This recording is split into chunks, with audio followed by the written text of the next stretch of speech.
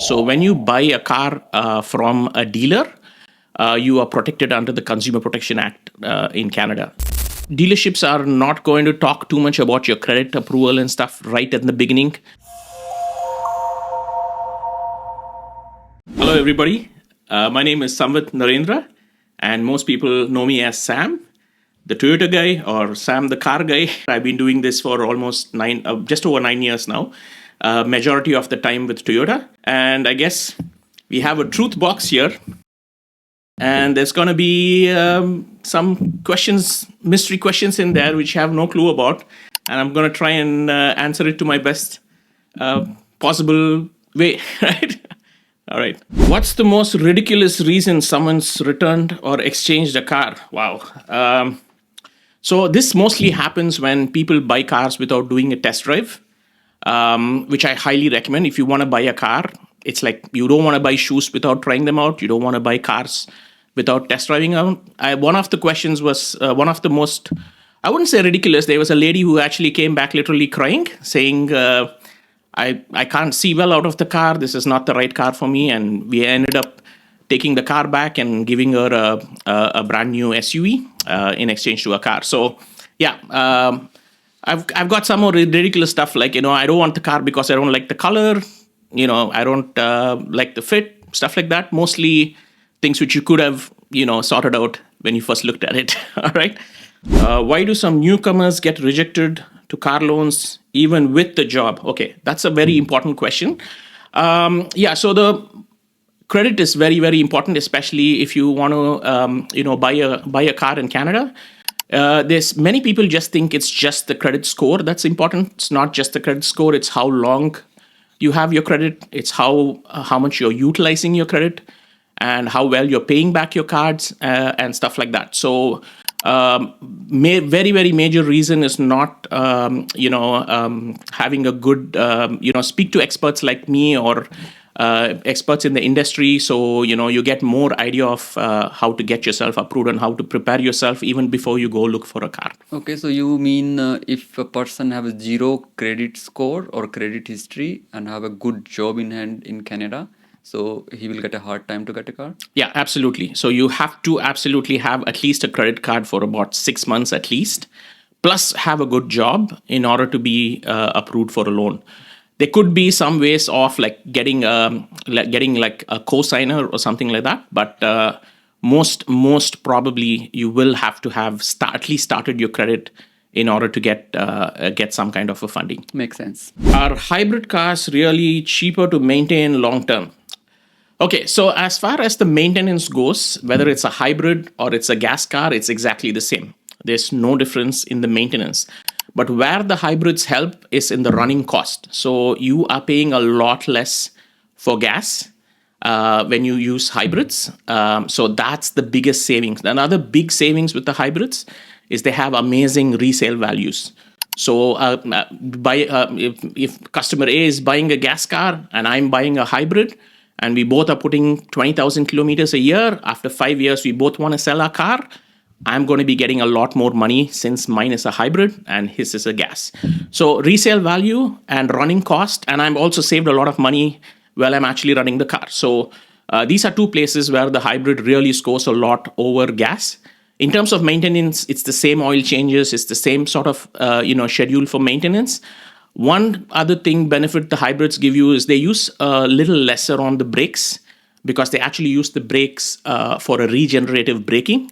So your brakes are going to wear a little lower than a conventional car. So a couple of really, really good advantages with the hybrids. All right. So what's the next one? What are the hidden costs of owning an electric vehicle in Canada? So I've never owned an electric vehicle, and so I really don't know what are the hidden costs. But one thing which I am very much aware of is that the tires are one of the highest, replacement costs on an electric vehicle. Their tires tend to wear off a little quicker than conventional cars, and also their replacement costs are very, very high. Is what Why they were too fast? So apparently, so what happens with the electric car is, the torque is very high on the wheels compared to a conventional car because the motor sits right on the on the wheel, and when you hit the gas, it's spinning immediately. So there's a lot more torque on the wheels, a lot more pressure on the wheels, and also because of the weight of the battery, this heavy weight, the car is usually much heavier than a conventional car, which wears out your tires quite a lot. So that's one of the costs which I've heard is pretty bad as far as electric cars go. But you don't pay for gas and stuff like that. So there are always pluses and minuses. What's the biggest mistake first-time car buyers make in Canada? Okay, that's a very good one. I would say lack of research is the biggest mistake. When you buy a car, don't look at what your friend's driving, what your neighbor's telling you, what your colleague at work is telling you. Do a lot of independent research. You need to know what's good for you. Take a weekend off, go to multiple dealerships just to sit in cars. You don't have to drive them, just sit in them, see how comfortable it is. You need to work out not just the payment, you need to work out your insurance cost, which is substantial. In certain cases, as much as your car payment or even more. You need to work on what is going to be the running cost, how much miles you're going to put, whether you need an SUV, whether you need I see people wanting to buy a 7-seater SUV will never use the third row at all. So, you need to do a lot of research and see what's best for you rather than listen to what your neighbor's telling, what your friend's telling. Oh, my friend bought this car, so I'm going to get that too. Never, please don't do that.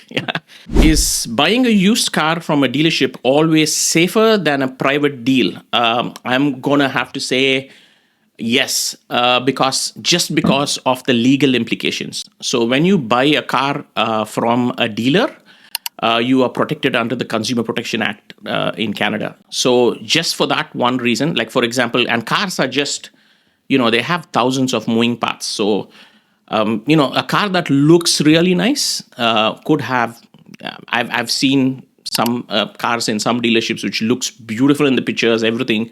And I go open the hood and it's like a complete mess under the hood. So what meets your eye is always not what's in the car. Luckily, I work with a very, very professional dealership where we do a lot of, our technicians are very, very strict. They look a lot into the vehicles to make sure under the hood everything's good. So this is one of the key reasons why buying in a dealership is useful, because if the car, AC blows on you in 10 days or something happens, the dealership is most dealerships would back their product, and it's safer thing for you. Now, you bought from your neighbor and then the engine blew on you after a month. Guess what? You go back to your neighbor, is just going to call the cops and say, this guy is troubling me. He bought a car a month back and now his engine blew. It's not my fault. Right? I mean, there are a few shady dealerships who do that too. So yeah, get advice from a professional always before picking a car. Or if you really get a great deal and you think the car is really great on a private sale, please take it to a well-known, reputed mechanic. Get everything checked out to make sure that everything's good. And if everything checks out and the mechanic says, yes, this is a really good car, then only then go ahead. But remember, the risk is on you. Are dealer add-ons like rust protection and extended warranty really worth it? Okay, so this is again, if you ask me, it's definitely worth it because I personally have it on my car. I don't really advise people if I don't really trust it or I don't really do it. So I do the rust proofing because the cars, for example, are built on a global platform and built globally for all countries, right? So a Toyota Highlander driven in California doesn't go through the same weather driven if it's been driven in Ottawa. I don't think the Highlander in California is ever going to see salt in its life, but the cars here are going to see a lot of salt, snow, slush, everything. The conditions it's driven on is a lot more challenging than in other countries or other areas. So it's completely your choice. I mean, end of the day, it all comes down to it comes down to people's choices, right? I like to do that. I like to rust-proof my car because I know it's going through the elements. I'm driving on salt, and if I want to keep my car really long, or also have a good resale value, I would do that. Warranties are like insurance, right? I have insurance for myself. I don't hope to die, right? But I want my family to be safe in case something happens. It's the same thing with your car. So the labor parts on cars are very, very expensive these days. So if you just want to protect yourself, if it's within your budget, if it makes sense for you, and if it's like, for example, I can only speak for Toyota warranties because I work with Toyota. The Toyota warranties I've seen is amazingly good. I've even had people whose tires blew up after 25,000 kilometers get a free tire. So that's sort of if you have that kind of a confidence and backup on a warranty, I would definitely recommend it. End of the day, if it's not in your budget, if it's not something you'd like to do, it's completely understandable. If you're just buying a car for a short term and you want to switch your car, then it's fine. But again, it's all about what's your risk appetite, right? If you don't mind fixing things in case something breaks, and if you have like enough money in the bank to do all that, that's completely understandable. Nobody's going to force anything on you, although they may try to convince you to take it, but it's completely your choice. Always remember that it's your choice, and if it makes sense for you, definitely, why not, right? Okay, if you don't buy rust proofing from dealership, what other options do you have, especially in Ottawa or Canada, if you're buying a used car and you want to do a rust proof? Well, there are a lot of private companies that do rust proofing. Only thing is, you need to be careful that you don't go to a company which is unauthorized, where some companies still have the habit of drilling holes in the car and filling it with oil. So remember that when you drill a hole, you're going to void your perforation warranty on the car. So as long as you're just doing a spray, you're not meddling with the structure or the body of the car. Does this crown thing worth? I mean, doing? Well, it's like I would say it's not bad. I don't really recommend it because oil sprays, one, they tend to mess up the vehicle really a lot, and also, especially newer cars have much more sensors, much more electronics where the oil could go and mess things up. But I would recommend something like a silicone more than an oil spray. What's one car model you secretly dislike but still have to sell? Okay, so that is so we deal with I basically deal with Toyotas, and I deal with a lot of used cars as well. So to be honest, I'm not too sold on full EVs yet. I think the full electric vehicles are not still reach the technology where it needs to have reached.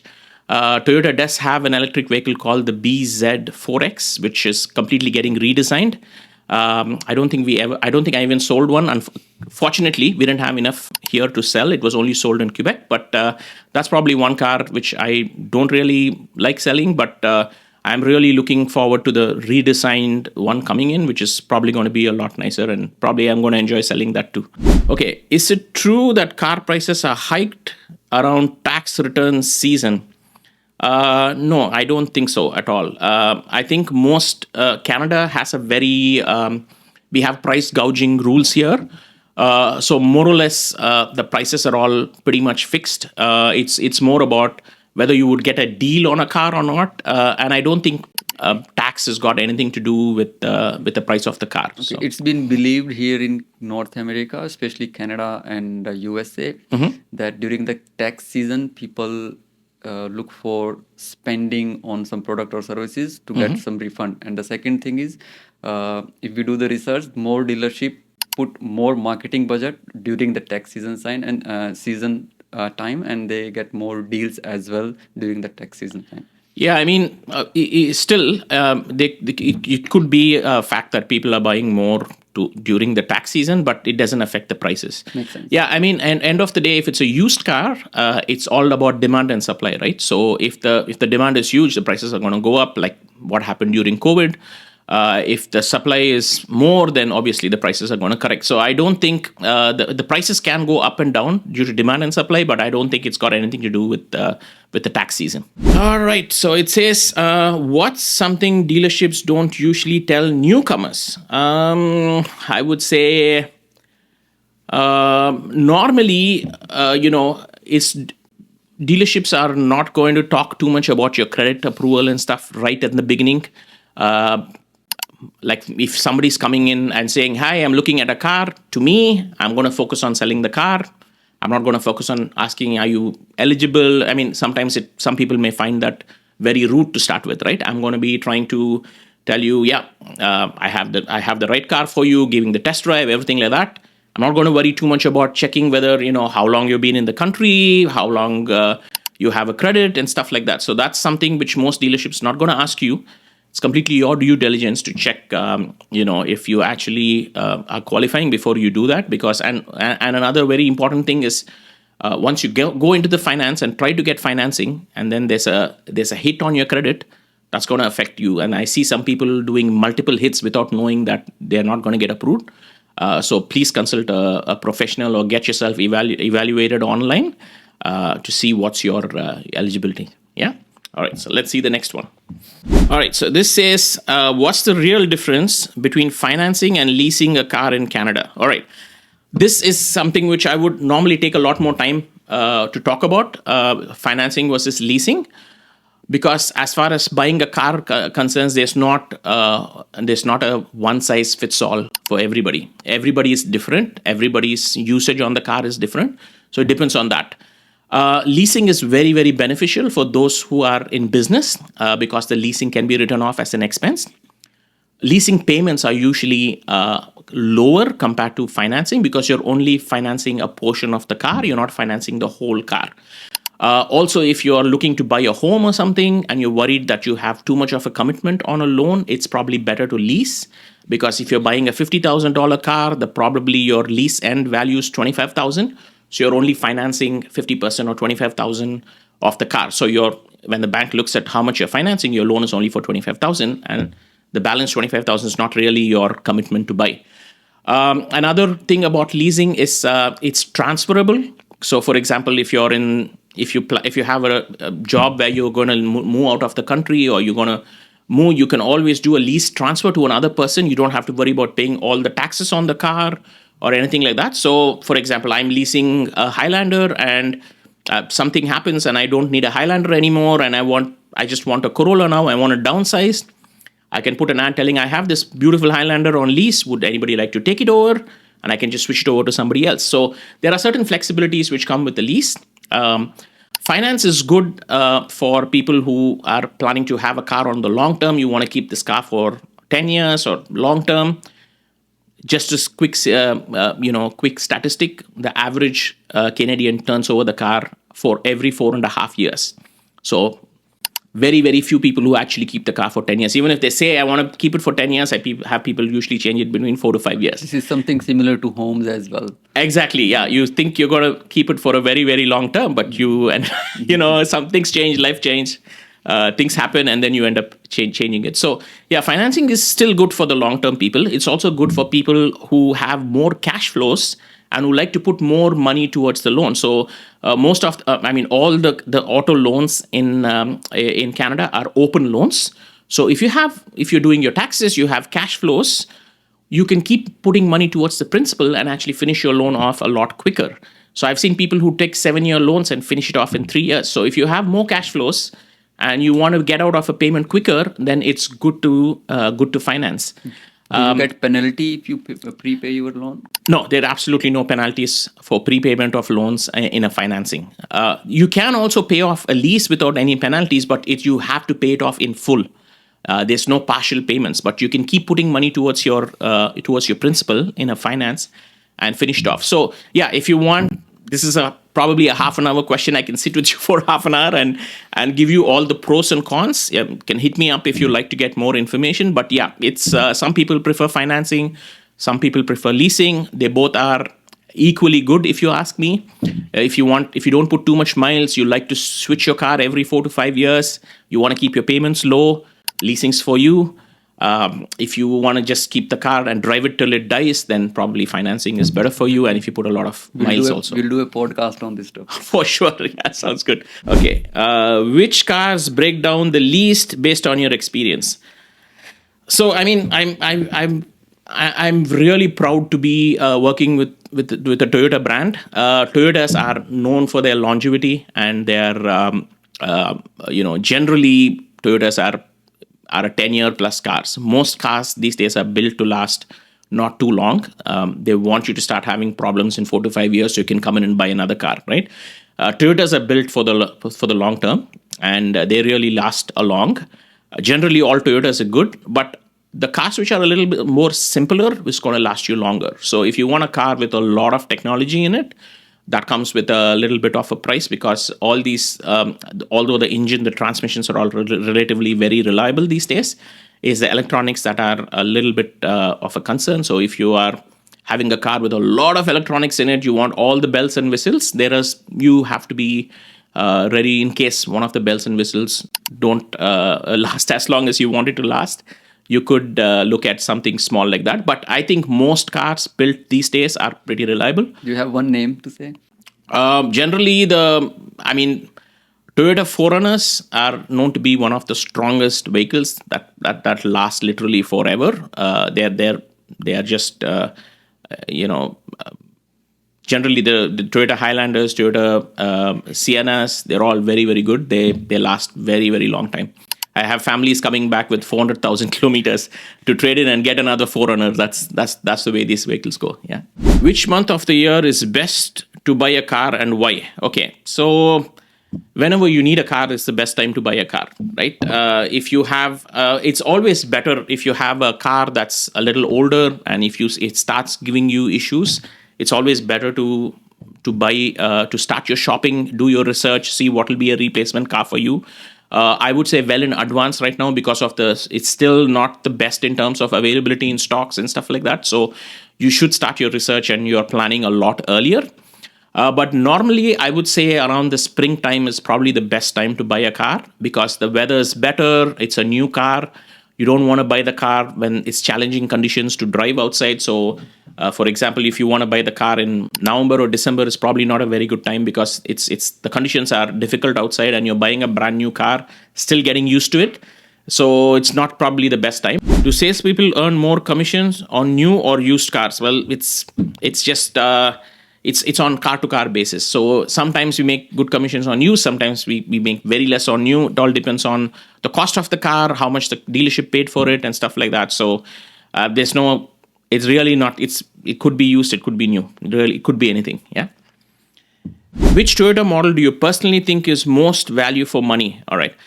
Currently, I would say the RAV4. The RAV4 it's because we sold 7,500 RAV4s in North America last year. It's just because it's the best value for money. If you can get your hands on a XLE RAV4 hybrid, nothing like it. You're going to get about 900 kilometers to a tank of gas. Running cost is great. The price of the vehicle is almost the same as a gas vehicle in the competition. So I would say a RAV4 hybrid XLE is probably the best bang for your buck. What's one myth about electric vehicles you want to break today? I think one myth is that electric vehicles are really cheap to run. Maybe they are cheap to run, but they are very expensive to acquire.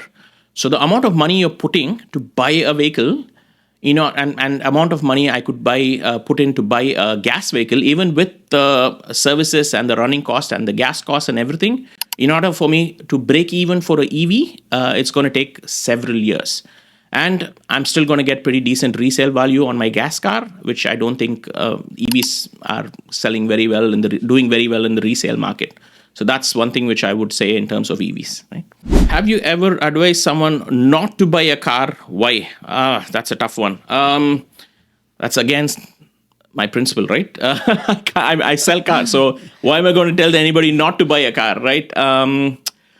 I think I'll have to think a little. I don't remember asking anybody not to buy a car. I've told people not to buy a certain kind of car, but I've not told anybody not to buy a car, because obviously people are coming to me because they need a car. I might have told them, don't buy this $40,000 car which you're hoping to buy. You probably are better off buying this $20,000 car. Mm-hmm. I've done that, but I've not really told anybody not to buy a car. And there's no reason why. In Canada, you need a car, basically. Fair enough. All right. Yeah. How do you know if a used car is actually worth the price? Okay, it's very easy, actually. So today, you have smartphones.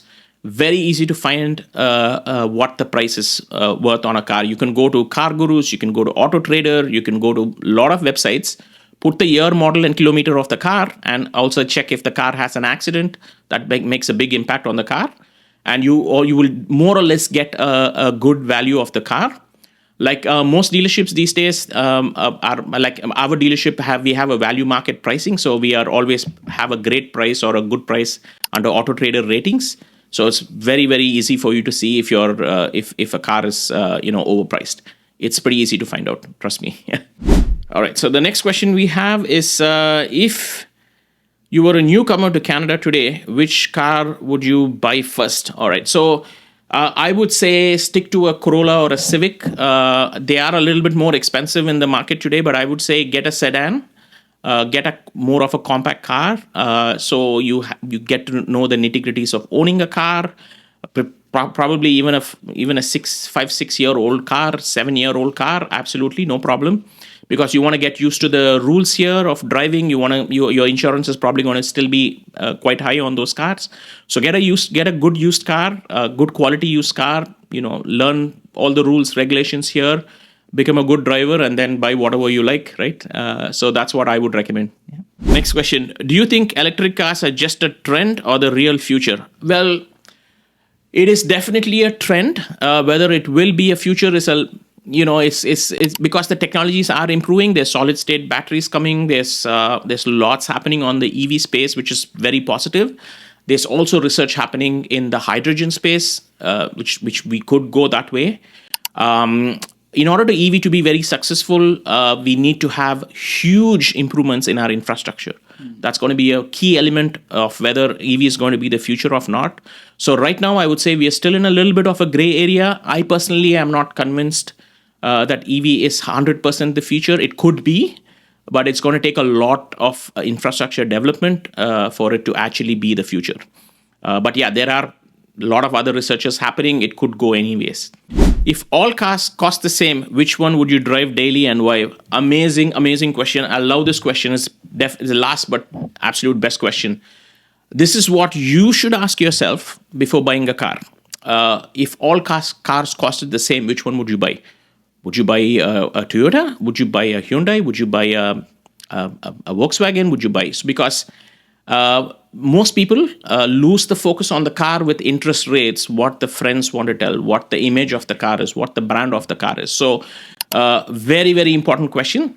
You have to, when you buy a car, assuming all cars cost the same and have the same interest rate, and you need to pick, that's how you pick a car. You want to have the most comfortable, the most reliable, the most, the car which fits you the best, right?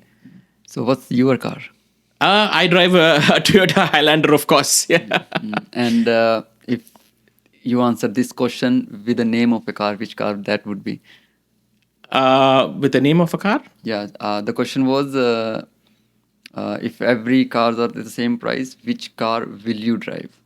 Yeah, I mean, I still would probably choose the Highlander I have right now because it's one of the most complete family cars. It just suits me perfectly. I love its power. I love its drive. I love everything about it. So I probably would pick the same thing if everything was the same.